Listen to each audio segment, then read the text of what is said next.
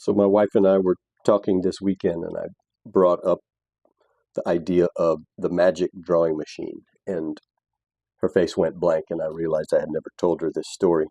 Back when I was in art school, I had two drawing teachers, Elmore Morgan and Robert Wiggs, both really accomplished artists, both incredible art teachers. And they taught me, both of them taught me at a young age how to look, how to observe, how to really see things.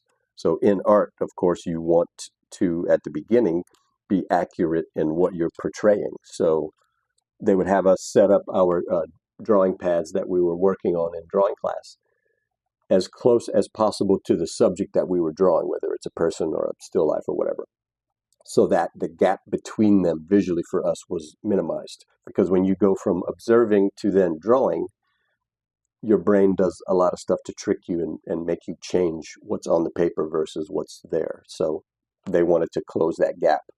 And even more so, one day in class, Robert Wiggs told us, "Hey, tomorrow I'm going to bring in my magic drawing machine." And all of our eyes went, what's he doing?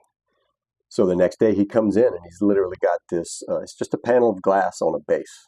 And he sets it on a table and has someone sit behind it, and then has us in turn each trace this person with a Sharpie. And we would take turns drawing each other. And while you're doing it, it makes no sense because it's just weird and it feels awkward. But when it's done, of course, it's accurate. And the idea was you really need to observe and draw what you're seeing, not what your brain tells you you're seeing. Like an eye is not necessarily a football, basically. So for me, this opened my eyes majorly, and it helped in art, of course, but then later in my advertising and design career to come up with better ideas to look beneath the surface. In my artwork, of course, it works because, in taking in the world and putting art out for people to then look more closely and come in close to see my work, it helps there.